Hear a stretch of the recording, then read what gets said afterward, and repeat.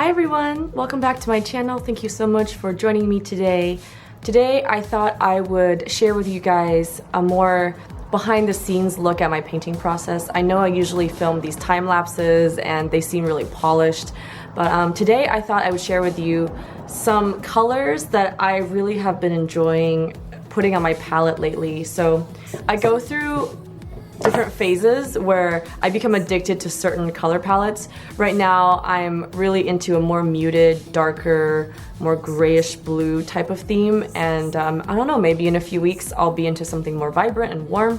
So I thought every now and then I would let you guys know the colors, the essential colors that I have on my palette, and show you guys kind of how I mix them and what each color is best used for, and basically why I love them. So I hope you enjoy this. So the first color I'm going to go over is black. This currently is my favorite shade of black to work with. It is from Gamblin and it's called Chromatic Black. And what I think is really special about this one is it's not just like a grayish dark color. It's actually made of red and green. So it's really perfect for mixing, because when you mix black or white with other colors, usually people complain about it dulling the colors because you're mixing something kind of in a more grayish hue. But chromatic black, because it's made with red and green, it actually, when you mix it, gives off a nice vibrancy. So that's why I love it right now. For my white that I love using right now, this is called Warm White. If it'll focus, come on camera, you can do it. There we go. It's called Warm White, and as you can see, it's not really like a pure white. It's more like an eggshell color, and this baby right here is perfect for skin tones, because I feel like with skin tones, especially with cool skin tones, it's really important to also introduce a little bit of warmth just for that contrast. So I like to use this on the highlights of the face when I'm working with a really cool color palette, because it just gives that nice pop of warmth and it's very subtle. Also, it's another color that's really great for mixing because, like the chromatic black I just talked about, because it has a slight tint of color to it, when you mix it with other colors, it doesn't dull it down. And lately, I've really actually enjoyed incorporating grays into my color palette. So these two are my favorite right now, Portland Gray Light and Torrid Gray. So I'm gonna talk about Torrid Gray first. Torrid Gray, you can't really see the color because it's not on the label, but it almost seems like a very basic gray, like it's very medium in value, and there's nothing special about it, seemingly. But it's actually one of my favorite grays because this one is created, it's a once a year type of color. Every year this color changes because it's created with the leftover paint that Gamblin has left over at the end of the year. All the colors they didn't sell, they mix it all together to create a gray. So it's almost like a surprise each year. I got this in 2015, I believe, and I really love it, and it's lasted me this long. And again, it's kind of like with the warm white and the chromatic black. It's got just enough color in it that makes it very easy to mix colors with. And Portland Gray Light, just to give you guys a quick look at the color again, it's a very, very subtle and light gray. And this is almost, I see this as like the cool counterpart to Warm White.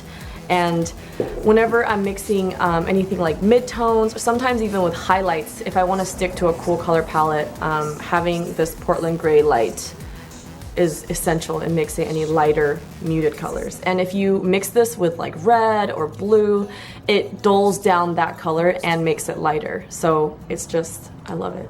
Okay, moving on now to actual colors. This is my favorite green to use right now.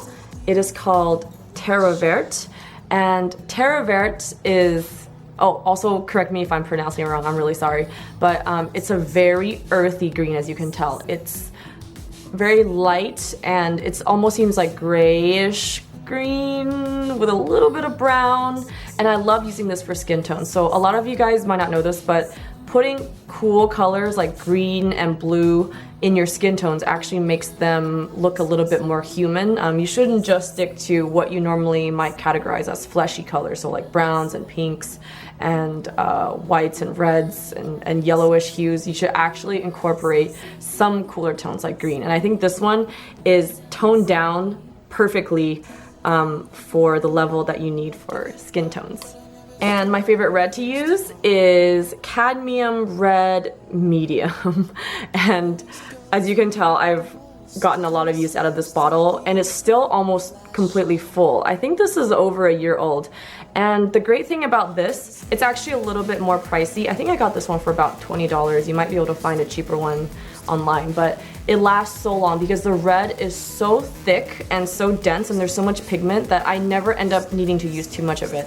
And this red and Terra Verte, they both go really well together because when you mix them together, it's almost like when you mix complementary colors together, it makes it a little gray, but not too gray. So right now, because I'm into this whole muted color palette, these two combined make a really good color for kind of like the mid-tones of the face.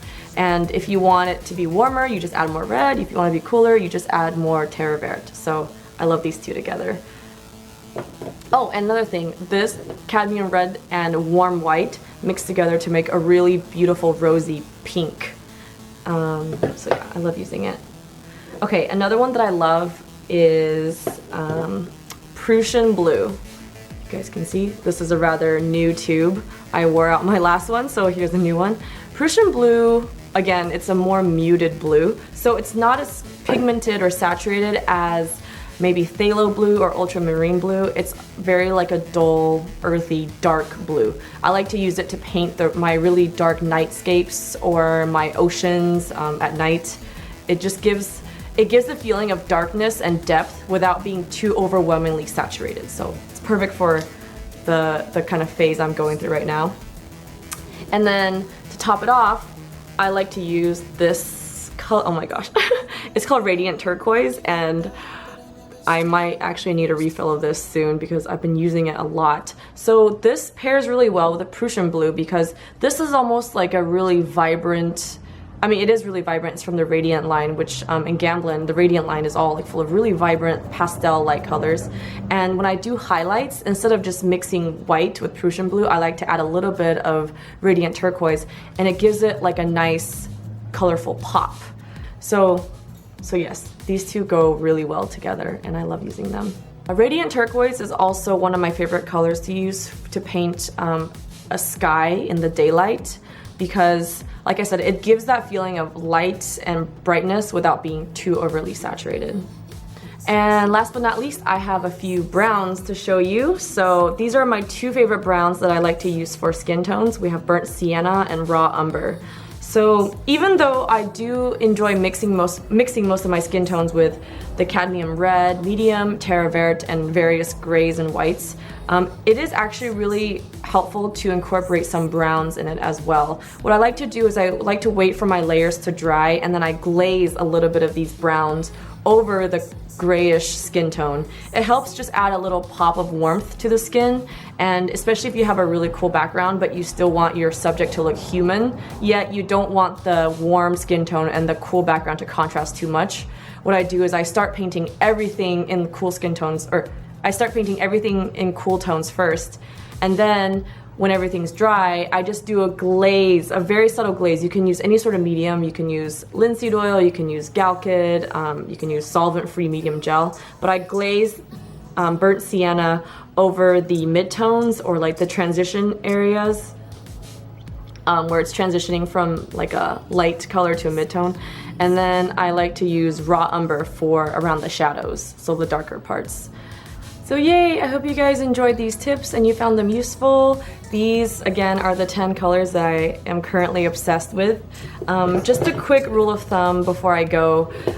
When I first started oil painting, I actually used a lot of colors. And not just used, but I put a lot of colors on my palette, and I ended up wasting a lot of them because you actually don't need that many, especially if you're trying to learn how to properly mix colors. It's actually better to limit your palette and force yourself to get comfortable with a smaller set of colors and really experiment and hammer out the proper ways to mix them and work with them.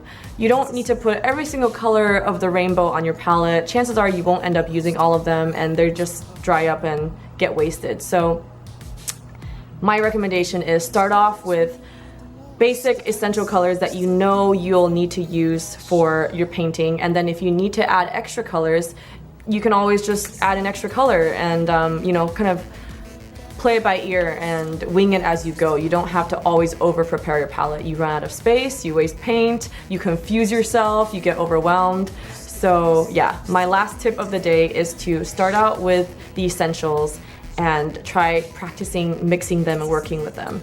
And hopefully that will help you guys get a better grasp of how to work with oil paints and how to mix these colors. So let me know if you guys enjoyed this video. I'm sorry that this is not a time lapse, but if you guys enjoyed this, I would really love to hear your feedback. I'm really trying to incorporate a variety of videos into my channel. A lot of you guys really asked for tutorials, and I hope that this was a type of tutorial that was helpful to you guys. So thank you so much for watching and for supporting my channel. If you like this, please give it a thumbs up and subscribe, and I will catch you guys in my next video. Bye!